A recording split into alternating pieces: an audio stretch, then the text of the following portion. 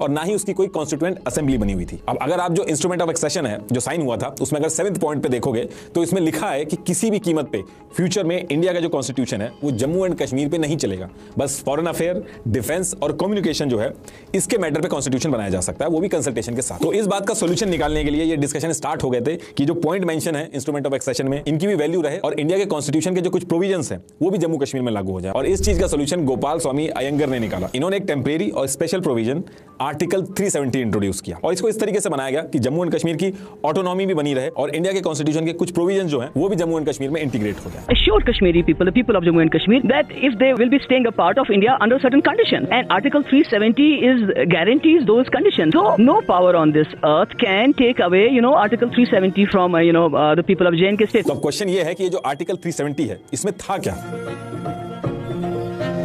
तो देखिए, पहली चीज आर्टिकल 370 में ये थी कि इंडियन कॉन्स्टिट्यूशन के सिर्फ 2 ही आर्टिकल जम्मू एंड कश्मीर पे लागू होंगे, एक आर्टिकल 1 और दूसरा आर्टिकल 370। इसके अलावा कोई और आर्टिकल जो है इंडियन कॉन्स्टिट्यूशन का जम्मू एंड कश्मीर पे लागू नहीं होगा।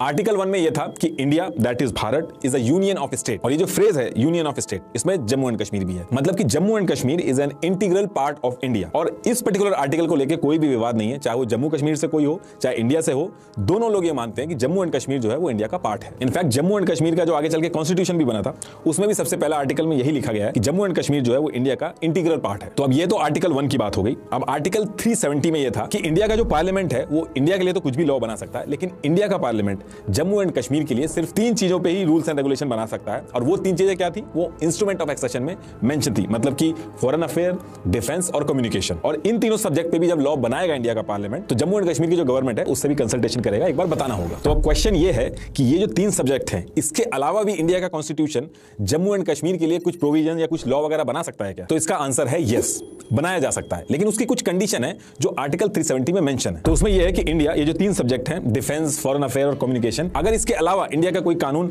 जम्मू एंड कश्मीर में लागू करना है या कोई ऐसा प्रोविजन है जो जम्मू कश्मीर में लागू करना है, तो सबसे पहले प्रेसिडेंट ऑफ इंडिया को एक प्रेसिडेंशियल ऑर्डर पास करना होगा। लेकिन वो जो प्रेसिडेंशियल ऑर्डर होगा वो तब इशू होगा जब जम्मू एंड कश्मीर की जो गवर्नमेंट है वो अप्रूवल देगी, उसके बाद ही वो प्रेसिडेंशियल ऑर्डर जो है वो पास हो सकता है। बाकी इसके अलावा कोई भी और तरीका नहीं है इंडिया का कोई भी कॉन्स्टिट्यूशन जम्मू एंड कश्मीर के अंदर लागू करने का। तो कहने का मतलब यह है कि एक तरह से जम्मू एंड कश्मीर की जो